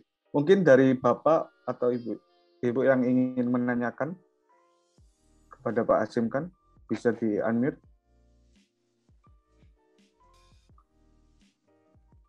Mungkin Wong Banyuwangi ini mau tanya mungkin Mas. Dari Jember ini kayak Banyuwangi ya. Silakan Mas. Mau bertanya, dipersilakan. Atau Bang Noprian. Silakan Mas. Ini teman-teman ya. Atau Pak Lee Hyung Jung. Nah, Lee Hyung Jung. Silakan Pak, kalau ada pertanyaan ini kita sambil nunggu Pak Surahman Dimyati. Sebenarnya kalau ada beliau seru sekali nih. Ya, ya Mas ya. Kalau ada Betul, Pak. beliau Betul. sangat seru sekali sebenarnya. Tadi saya sempat ngobrol dengan beliau. Itu Mbak Fani biasa. itu Jadi biasanya bisa artinya, nanya tuh Pak. Mbak Fani colek deh. silakan. Mbak Fani nanya Mbak. Ya silakan Mbak. Iya, ini maaf banget tadi saya terus terang, saya nggak, maaf, saya ada ini apa namanya Zoom yang mengenai keagamaan saya. Jadi tadi saya kurang menyimak. Jadi itu saya mau minta ada link Zoom yang bisa saya ini nggak ya? Yang saya bisa maksudnya pelajari lagi gitu apa yang diungkapkan tadi. Oke. Nanti akan di-upload di channel YouTube kami di Dimyati Podcast. Mungkin di 3-5 hari ke depan akan tampil. Ya. Kasih. Ya, tadi di yang tadi Mas tadi tanya ya, Mas Dimyati ini. Tadi yang cakra 4 tadi penyebutan oleh Pak Hashim ini 8 atau 4. Maksudnya jadi bisa 4 bisa 8 atau gimana? Oke. Saya langsung jawabnya Mas. Ya, kebetulan saya tidak melihat ya. Ada contohnya sih sebenarnya kalau kita buka ini ya. Celugam ya. Coba Ibu buka celugam. Kita lihat di sini ya. Nanti kalau ini sudah kelihatan ya. Coba kita lihat celugam ya. Ini celugam di Lampung. Ini Lampungnya 4, 8 ya. 8 sudut nih kita lihat nih celugamnya nih. Nah, ini kelihatan ya. Jadi ini 1, 2, 3, 4, 5, 6, 7, 8. 4 penjuru ini ya. Ini adalah 8 penjuru mata angin. Ini adalah lambang kesempurnaan karena 8 penjuru mata angin ini ada 1 titik tengah. Jadi makanya Nawasana ya. Jadi kemudian Majapahit itu dengan Surya Majapahitnya di sudut-sudut ini letakkan dewa-dewa, nama-nama dewa. Tapi nanti sebelum di di peradaban Sriwijaya itu yang terpengaruh yang ada dari Arabnya itu ini adalah sumbu, nanti ada nama-nama ini ya. Nanti kita garap di istilah Mandala ini. Nah jadi inilah 8 ya, 8 sudut ya. Nah, tapi kalau kita lihat, kita lihat ini apa namanya belah kupatnya si mata 4 di Tanggamus ya, ini ya budaya belah kupatnya sama sebenarnya yang ada di lihat ini 4 ya Tanggamus saja. Nah. Ini ya, ya YouTube. Kita lihat gambarnya ya. Nah, ini adalah 4 sudut ya ini. Sebenarnya ini coba kita lihat di sini celugamnya sama. Jadi ini hanya 4. Ini yang masih asli ya sebenarnya. Kalau kita potong sini adalah putih, hitam, kuning, merah. Nah ini masih 4. Jadi yang ini masih yang makanya mata 4 ya. Ini ada di Tanggamus peradaban ini. Di Tanggamus Lampung ya. Kain ini sangat bermasyarakat ini. Tuh. Kain ini namanya belah kupat katanya ya. Tapi kalau yang bicara celugam ini di Lampung Barat, ini 8 penjuru mata angin. Sebenarnya konsepnya sama ya. Tapi yang aslinya 4 ini dulu ya. Tapi 8 penjuru mata angin. Ya timur, barat, utara, selatan. Nah nanti untuk keterangan 4 ini adalah sesi berikutnya ya. Jadi di sesi Mandala, itu apa di sini sebenarnya hubungan dengan ini? Itu kira-kira Mbak Fani. Jadi memang ada 2 peradaban itu ya, yang ada di kebetulan ditemukan di Lampung peradaban ini ya. Dan Lampung bagian dari Sriwijaya. Jadi ada pusat poros sebagai poros gitu ya, pusat ada porosnya. Makanya gamelan kok ada di Jawa Tengah, ada di Borobudur reliefnya, begitu. Karena kita mempunyai peradaban yang sama. Pak Fani. Ya baik, terima kasih untuk penjelasannya. Ada Oke. lagi yang bertanya, dipersilakan Pak, Bapak Ibu. Ini Pak, di kolom chat ada Pak Oh iya, Banyuwangi menanyakan banyak.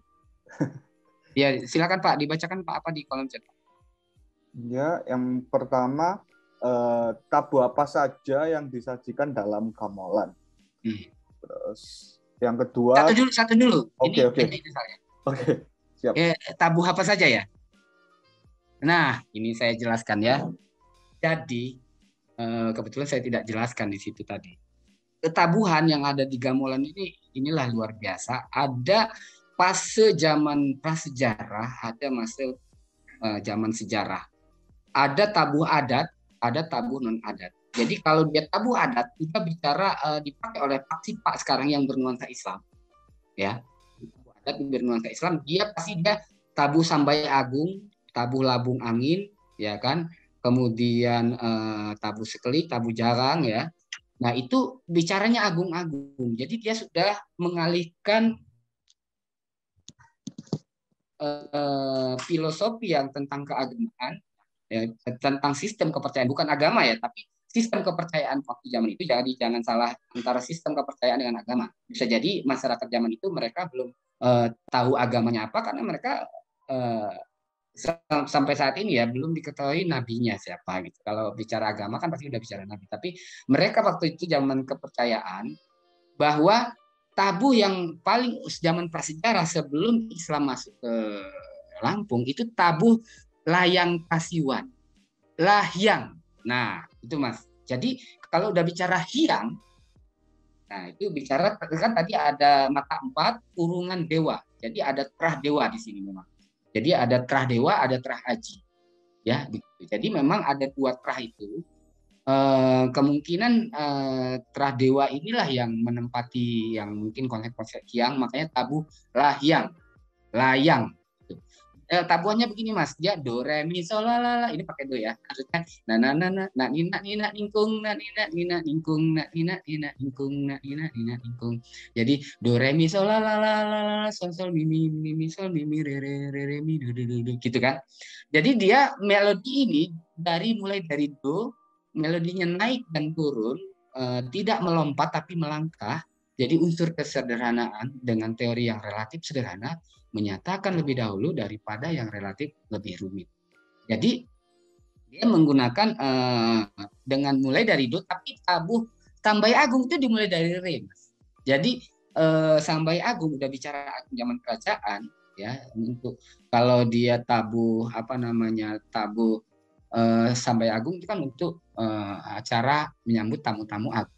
Itu udah zaman kerajaan. Dan kalau tabuh layang kasiwan itu bicara untuk tabuhan berhubungan kepada Tuhan tadi ya, kepada Tuhan waktu zaman itu ya, atau dipanggil, dikumpulkan. Setelah mereka berkumpul itu kemudian diberikan pengarahan atau hukum-hukum jaya sempurna yang di dalam Aji Saka tadi disebutkan bahwa Aji Saka membawa hukum, kemudian sebagai raja adat dan raja bahasa. Jadi sampaikan hukum-hukum tentang kasih sayang. Bagaimana manusia itu melindungi alam, bagaimana manusia itu melindungi para binatang dan sebagainya. Jadi bukan hukum kasih sayang yang dibawa oleh Aji Saka bukan hanya sebatas hukum cinta kepada manusia, kasih sayang sebagai manusia, dan itu ada dalam filsafat Abraham Maslow. Jadi kebutuhan Abraham Maslow itu di tingkat ketiga, Mas, bahwa kebutuhan akan kasih sayang. Jadi atau disebut juru selamat ya, dari Yerusalem, seperti juru selamat ya, Yerusalem ya, itu nabi siapa yang berhubungan dengan Yerusalem ya, nanti kita pelajari lagi apakah peradaban juru selamat ini ada di Nusantara gitu. Jadi artinya karena tahun 38 Masehi Aji Saka itu keluarnya di Danau Ranau ya, itu Mas. Ya, siap. Untuk yang selanjutnya Pak, Pak Wong Banyuwangi bertanya, dalam rangka acara saja apa musik gamelan dimainkan gitu. Ya. Terus lanjut, ada lagi yang acara khusus adat apa saja yang selalu ada gamelan. Gimana Mas? Yang kedua tadi, acara kusut adat apa saja yang selalu ada gamelan? Gitu. Jadi acara adat yang non adat kan bicara biasa tadi kalau non adat kan kebutuhan akan sebenarnya dulu gamelan ini kan orang berada di kebun Mas, setelah mereka pulang dari dari kebun menunggu waktu itu kan mereka bermain alat musik dulu, bermain gamelan ini. Nah kemudian alat itu kemudian berkembang di suatu peradaban setelah meningkat ke sosialisasi ya ke masyarakat. Di situ ada sebuah organisasi berupa sebuah sistem pemimpin atau para ratu ya. Nah di situ ya baik dari kelahiran kemudian mengambil gelar yaitu acara pernikahan terutama termasuk acara kematian gitu sih. Cuman tinggal lagunya ini disesuaikan gitu Mas. Tapi umumnya banyak di pas acara adat Mas. Acara adat itu artinya dalam rangka ada sebuah pemimpin memanggil para kedatangan tamu-tamu. Nah, itu dimainkan gamelan ini. Ya, demikian Mas. Masih ada Mas? Ada banyak ini Pak. Mungkin ada 10 ini Pak. Wong Banyuwangi sangat tertarik dengan gamelan sendiri. Oke, mungkin saya lanjutkan. Ini cukup. Apakah nanti ada itu Pak rencana untuk kita sharing terkait gamelan yang lebih itu terkaitkan ini Pak. Wong Banyuwangi bertanya ada beberapa jenis gamelan, terus jenis bambu apa yang digunakan dalam gamelan yang lebih ke teknis gitu Pak, lebih ke gitu. Karena ini cukup gamelan ini. Gimana Pak? Lanjut. Lebih ke teknis ya, saya jawab ya. Iya. Kalau bambu umumnya untuk bilah-bilah itu menggunakan bambu betung ya untuk bilah-bilah. Sementara lambakan atau kentongannya itu bedanya gamelan dengan kulintang beda Mas, karena kalau kulintang tadi hanya nada-nada atau lempengan taruh di atasnya, ditaruh ditempatkan ke yang bukan bukan berupa resonansi bambu kentongan, tapi yang sudah segi 4 ya. Tapi kalau gamelan ini kata begamol bergumul berkumpul sebenarnya bukan lempengannya itu yang yang satu nada, tapi adalah kentongan. Nah, jadi kentongannya itu Mas itu tidak bisa kalau menggunakan bambu betung. Kalau bambu betung dia akan pecah gitu karena dia keras itu, kena panas pecah sehingga tidak menggunakan bambu itu. Bambu yang digunakan adalah bambu apus ya. Jadi bambu untuk atau bambu mayan ya. Untuk bambunya. Nah, kemudian untuk apa tadi Mas? Yang lainnya? Selain adakah lantunan tembang atau syair atau lagu khusus yang dinyanyikan dalam pagelaran gamelan? Itu dia. Jadi kalau tembangnya sebenarnya ada Mas. Jadi di Lampung itu mengenal istilah ada hahiwang, ada ringget, ada muayak ya. Ada bebandung, ada pisaan gitu ya. Jadi misalnya gini, bikin selimbangan pusiban pitu tanja ditunggu tetabuhan gamelan sueranda. Nah, kira-kira gitu Mas, nanti dimainkan kan. Nah,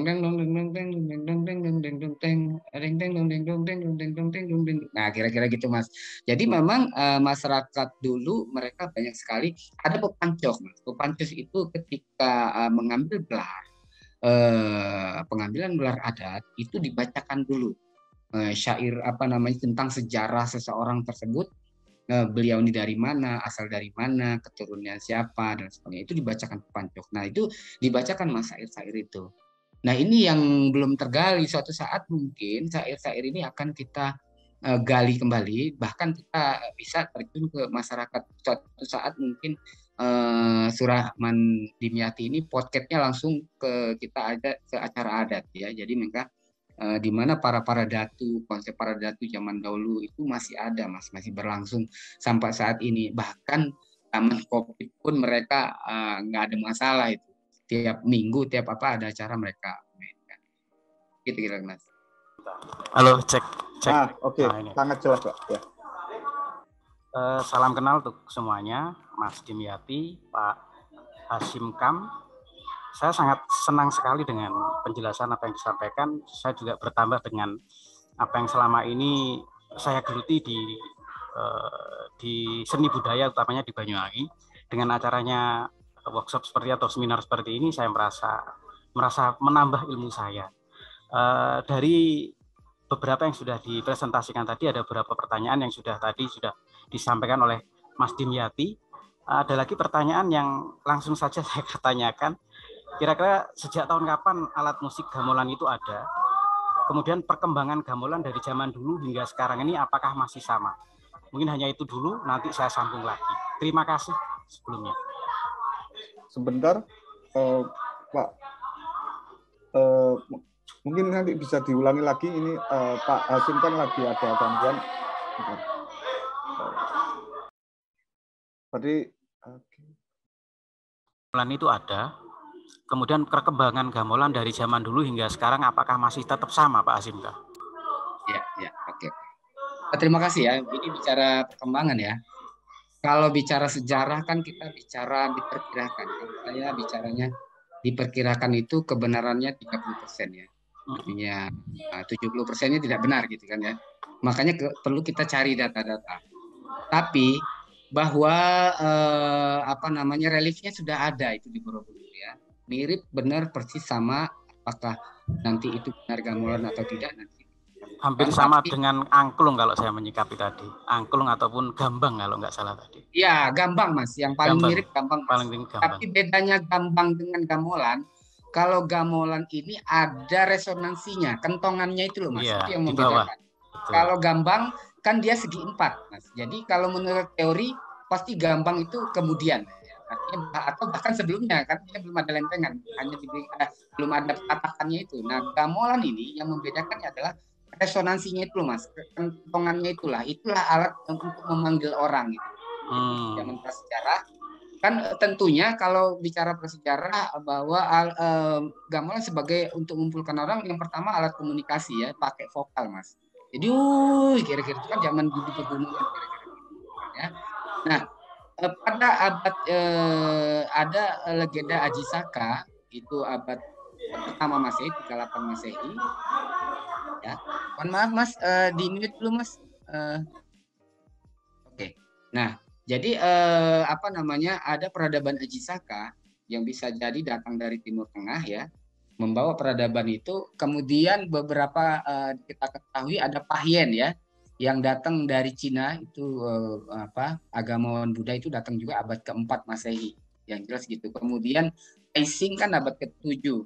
Nah, kira-kira peradaban ini kalau abad katanya ya, yang Borobudur abad 8 berarti kita lari ke sebelumnya, Mas. Nah, di dalam berita bahwa karya Romo Fier itu menyebutkan bahwa bahkan silofon. Jadi silofon tuh yang berlempeng. Silofon kalau menurut orang asing, silofon itu diekspor dari Asia Tenggara ke Afrika abad 5 Masehi, Mas. Jadi abad 5 itu sudah diekspor dari Asia Tenggara ke Afrika alat musik berlempeng ini gitu loh. Nah, jadi beritanya kita ambil dari situ. Nah, perkirakan mungkin abad ke-4 atau bahkan abad pertama. Kalau kentongannya atau menggunakan vokal itu abad prasejarah. Karena di dalam syair Radin Jambat, Mas. Radin Jambat kuasa turun di Tanjung Jambi katanya. Memang ada pengaruh Jambi sepertinya. Radin Jambat kuasa turun di Tanjung Jambi waktu di zaman Paijamakung tahun Masehi. Jadi sebelum tahun Masehi. Jadi kalau kisah alat untuk mengumpulkan orang, baik yang sudah berbentuk yang gamelan seperti sekarang atau dia berupa hanya gamelan saja, kentongan maksud saya, itu peradabannya sudah dari zaman prasejarah, ya kan? Tapi mungkin yang zaman berlempeng ini yang kita perkirakan ada sejarah kesinilah kira-kira gitu bicara perkembangannya. Nah, kalau sampai sekarang Mas, itu alat musik gamelan yang asli di Lampung Barat 200 km dari Provinsi Lampung, itu Mas tinggal di loteng-loteng Mas. saya turunkan dari loteng, saya dapat tahun 1933. Punya leluhur mereka itu sudah generasi keempat dan dihibahkan ke saya, ada saya di saya sekarang. Itu diambil dari loteng. Maksudnya sebagai Mandala, sebagai pusat kebudayaan, itu ilmu itu sudah ditaruh di langit gitu loh. Maksud saya, kita ini kan peradaban metafisik gitu Pak Surahman, Pak Dim ya. Ini kebetulan selamat datang Pak Dim. Jadi sebelah timur ini metafisik, sementara peradaban barat kan fisik. Nah, jadi peradaban begamol begumul untuk mengumpulkan orang dan sebagainya, peradaban ini untuk memanggil, dan itu perintah yang maha kuasa bisa jadi kan, untuk kita berbuat baik dan lain sebagainya, itu sudah ditaruh di loteng Mas, mandala-mandala kita ini gitu pusat. Nah itu yang harus kita turunkan sekarang Mas gitu loh. Dari loteng itu kita turunkan dan sudah dibawa ke Bandar Lampung itu tahun 90. Jadi tahun 90 itu sudah dibawa ke Bandar Lampung dan kita perkenalkan dari Taman Budaya itu kepada guru-guru. Nah dari situ tahun 2008 kami Universitas Lampung mendirikan prodi tari, kemudian prodi pendidikan musik 2018 itu mengembangkan kepanjarkan kepada guru-guru dan kita ajarkan sekarang guru PAUD, saya mengajar guru PAUD ada sekitar 40, guru PGSD itu sekitar 200 orang per tahun. Jadi ke depan, dan saya juga ada pengabdian tiap tahun. Pengabdian itu guru-guru yang sudah PNS, sudah ngajar di daerah-daerah, tiap kabupaten kita panggil seluruh kabupaten itu satu sekolah, satu guru diwakili tiap tahun. Jadi artinya 500 guru itu kita ajarkan. Artinya ke depan gamelan ini bisa maju itu karena guru gitu. Kalau gurunya nggak ada ya bagaimana bisa berkembang gitu. Tapi dukungan pemerintah sudah baik Mas. Tapi mungkin perlu ditingkatkan. Nah kemudian yang kedua, untuk penyebaran gamelan itu kita sudah bawa ke beberapa wilayah Nusantara ini, tapi memang belum ada komunikasi. Nah saya sebenarnya bahwa A tidak sama dengan B, gamelan memang tidak sama dengan gamelan, tapi kita tarik gamelan sama dengan gamelan. Nah saya pengen artinya ayo kita angkat gamelan yang sudah diakui UNESCO, ayo gitu loh. Dari Lampung kita masuk gitu. Saya dengan Profesor Timbul, dosen saya di Gajah Mada ya, alhamdulillah beliau bilang bahwa bunyian Nusantara ini punya kita gitu loh. Gamelan sudah diakui UNESCO, ayo dong kita angkat sama-sama. Nah kalau Mas dari Banyuwangi mungkin Jember festival dan sebagainya, ayo kita angkat ke situ. Kita siap kok dari Lampung nanti gitu. Di samping target saya sih mungkin 2025 itu memainkan gamelan 20.000. Tapi kita sudah memainkan rekor muri, memainkan 25 jam tahun 2011 Mas. 2011 kita sudah rekor muri. Gitu Mas Wong Banyuwangi dari Jawa Timur. Oke, terima kasih Pak Hasim Kam. Masih ada Mas? Masih ada. Kira-kira saat ini adakah sebuah paguyuban atau grup seni musik gamelan Pak? Hingga saat ini. Ya, gamelan itu kan terutama satu memang berkembang di masyarakat di sekolah ya. Nah itu kita tiap tahun mengadakan lomba, baik segmen dari pramuka dan sebagainya kita adakan lomba. Baik kalau ini kan online ya, lombanya satu orang main gamelan di daerah wisata pakai tapis Lampung, bikin videonya kira-kira begitu. Kalau waktu itu kita bikin konser, termasuk kita udah punya orkestranya sebenarnya di Unila ini, tapi karena COVID kita belum bisa konser.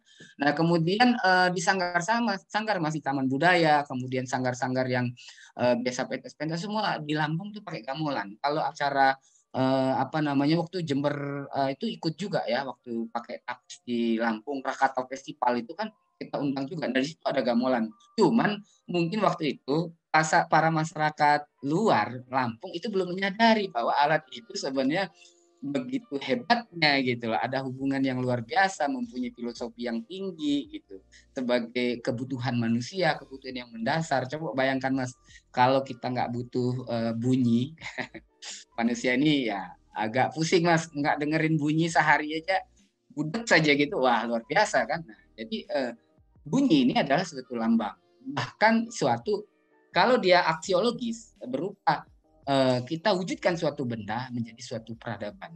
Jadi kita itu sudah punya ontologisnya, tapi kita juga aksiologisnya kita kembangkan gitu Mas. Jadi yang paling penting bahwa gamelan ini adalah sebagai wujud yang diciptakan secara aksiologis, wujudnya seperti itu, termasuk gamelan Jawa juga, tapi bahwa kita adalah terhubung dengan Sang Pencipta. Yang menciptakannya itu siapa, Mas, gitu.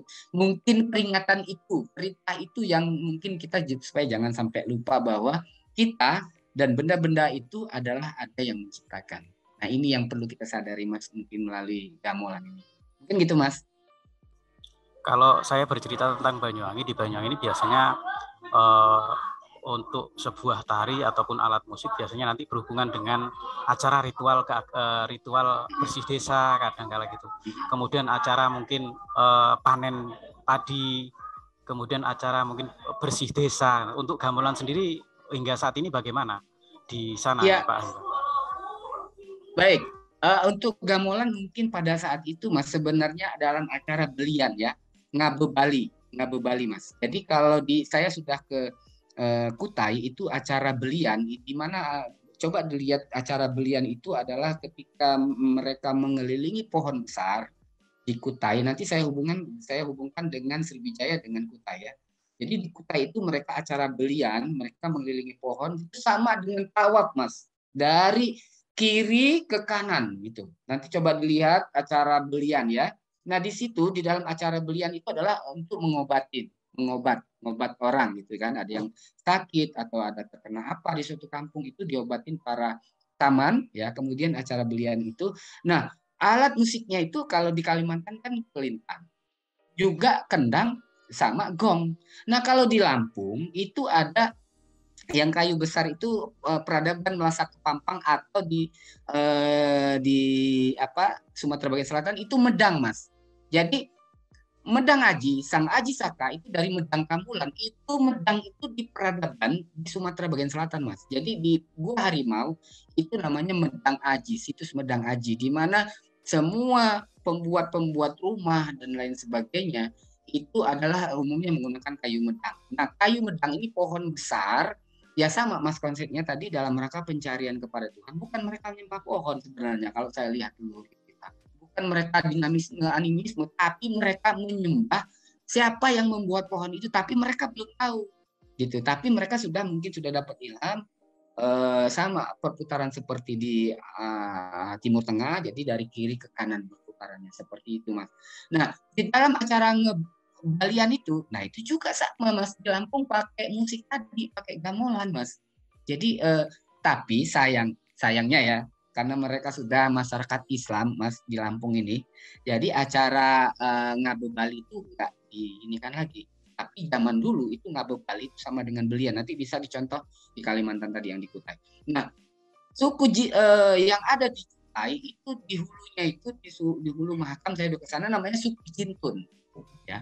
Atau disebut mungkin jantan ya kemudian zaman sekarang ya, jintun itu berasal dari Arab kata mereka. Nah, di situs Gua Harimau tadi yang medang itu juga aji remas pintun. Jadi pintun artinya bisa jadi memang peradaban kita tidak jauh-jauh dari sumbu. Peradaban sumbu awalnya yang ada di dunia yang mengelilingi tari bumi itu kan hanya di situ ya, peradaban itu. Peradaban Mekah itu maksud saya. Jadi mungkin leluhur kita terhubung ke situ, sehingga upacara-upacara adat, upacara-upacara keagamaan atau upacara religi, upacara kepercayaan itu sebenarnya untuk di Sumatera bagian selatan yang sebelum zaman Islam itu memang sudah agak sulit yang berhubungan dengan religi ya, tapi kalau main gamelan yang masih kuno itu masih ada. Nah, kita masih bisa lihat di Kalimantan itu pelajarannya peradabannya sama. Mungkin gitu, Mas. Terima kasih atas jawabannya. Monggo yang lainnya. Ya, sangat luar biasa pertanyaannya. Mungkin Pak Dim dulu lah nih. Mas. Pak Dim ini belum ngobrol ini. Halo, Pak Dimyati. Mungkin bisa di-unmute dulu. Ya, mungkin Pak Dim kira-kira. Ya, mungkin saya dulu, Pak. Ini ada Pak pertanyaan dari Pak Lee Hunjung. Gitu. Apakah di Jakarta ada komunitas warga Lampung yang mementaskan gamelan di Lampung? Terus di mana dan kapan gitu? Jadi pertanyaan di Jakarta, apakah ada komunitas warga Lampung yang mementaskan gamelan Lampung? Ada, Mas. Saya langsung jawab. Itu ada di Taman Mini ya. Cuman karena lagi apa namanya COVID itu tidak berjalan ya. Itu ada di Taman Mini di Anjungan Lampung. Itu juga mulai peradaban budaya-budaya itu ada di sana gitu kan. Itu secara itu. Kemudian kalau misalnya acara di Jakarta itu acara-acara orang-orang besar yang ada di Lampung sana itu biasanya manggil dari Lampung gitu. Tapi sebenarnya di sana di Taman Mini juga sudah mulai dikembangkan karena memang ada seniman-seniman yang peduli tentang itu. Kira-kira begitu kalau di Jakarta. Tapi memang kalau di Lampung kemarin saya ngajar PGSD itu kan guru-guru SD itu mereka ada yang dari Jambi, ada yang dari Medan, ada yang dari Jogja bahkan, ada yang dari Bangka Belitung, Bengkulu, Palembang itu dikirim Mas. Jadi mereka karena belajar mahasiswa saya ya, tapi asalnya dari wilayah-wilayah tertentu tadi gitu. Termasuk ada yang dari Jakarta juga. Mungkin mudah-mudahan ke depan mohon untuk dikembangkan karena maksud saya artinya ketika gamelan Jawa udah diakui UNESCO, ayo kita dukung itu. Bisa jadi ini ada persamaannya. Kita lihat persamaannya bahwa ini peradaban Nusantara. Saya setuju itu kalau kita angkat sama-sama. Siap, semoga menjawab Pak Lee Hyun Jun. Mungkin bisa dilanjutkan Pak Surahman. Nah, ini kembali lagi kepada ya rencana-rencana ke depannya. Jadi teman-teman, saya memberi kesempatan kepada semuanya bagi yang mau volunteer. Tapi tolong ya, sebelum melakukan presentasi sebagai narasumber itu banyak membaca referensi, penelitian dan seterusnya. Nah, sehingga apa yang disampaikan tadi tidak terlalu banyak perdebatan yang tidak punya ujung pangkalnya. Nah, ini sudah mulai bagus. Jadi kalau saudara dari Banyuwangi, kapan-kapan nanti bulan depan mau ikut nimbrung, saya persilakan. Juga dari Jakarta atau dari yang lain mana saja, silakan ya. Jadi Mas Hasim kan juga merencanakan apakah tiap 2 minggu. Saya bisa menjadwalkan setiap 2 minggu juga, apa tiap 3 minggu, apa tiap bulan. Nah, sebentar lagi juga ada wayang. Wayang ini dalang dari Jakarta nanti yang tampil betul-betul. Nah, tapi beliau akan tampil dalam setiap bulan. Ini yang menyebabkan budaya Nusantara, budaya nasional ini terangkat. Kenapa kita ini anak-anak kita, generasi cucu-cucu nanti itu kehilangan budaya? Ya karena kita sendiri. Jadi tidak usah menyalahkan yang lain, tidak usah menyalahkan handphone, tidak usah menyalahkan TV, tidak usah menyalahkan radio, menyalahkan yang lain.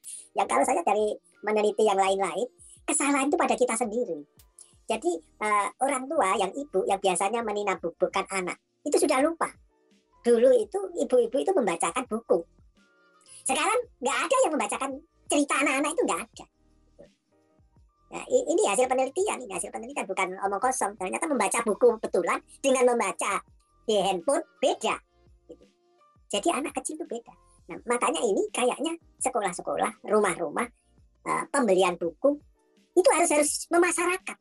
Kalau masyarakat kita itu sudah tidak menyukai buku, tidak suka membaca, sukanya ngerasani orang, sukanya ngerumpi, ya, itu tidak mutu. Membicarakan orang lain, membicarakan suasana yang tidak ada faktanya itu tidak bermanfaat kalau mau tidak mempunyai masa depan. Nah, bangsa kita ini sebetulnya sudah saya hitung-hitung, kita ini harus nomor 4 di dunia.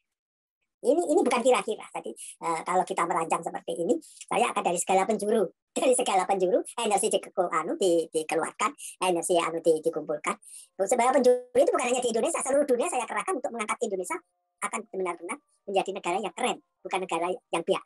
Bawah-bawah, enggak. Kita nomor 4 di dunia. Syukur bisa lebih dari itu. Marilah kita memulai, bukan hanya memulai sebetulnya orang-orang tua kita, kakek-kakek kita, nenek-nenek kita, buyut-buyut kita sudah memberi contoh yang baik. Tapi contoh yang baik itu ada yang dituliskan, ada yang tidak dituliskan. Ada yang dituliskan tapi sudah tidak terbit lagi. Jadi inilah rencana saya juga. Semua karya-karya lama itu kita bangkitkan lagi untuk diterbitkan lagi. Itulah. Bapak-bapak, ibu-ibu semuanya, kalau ada yang hadir juga ya. Jadi nanti ini kalau mau kita serialkan ya, yang budaya ini. Jadi nanti juga dari Belambangan mau silakan, yang dari Jakarta silakan, yang dari mana lagi silakan. Tapi ini selain ke saya langsung, nomor saya kan ada, itu Mas Didin itu juga orang nomor 2-nya, nomor 2-nya Mas Didin. Nah, insya Allah kita akan berkembang lebih besar lagi. Nah, tadi Mas Hasim kan juga memberitahu rektor Unila ingin kontak dengan kami yang di Amerika ya. Saya akan bantu menghubungkan gitu saja. Jadi saya tidak tidak mencari untung, tidak mencari pekerjaan, tidak mencari apa. Saya itu ingin membantu siapa saja yang mau maju. Jadi mikir maju itu jangan hanya maju di Indonesia saja, majulah ke apa istilahnya, maju yang terbaik gitu ya, maju yang terbaik.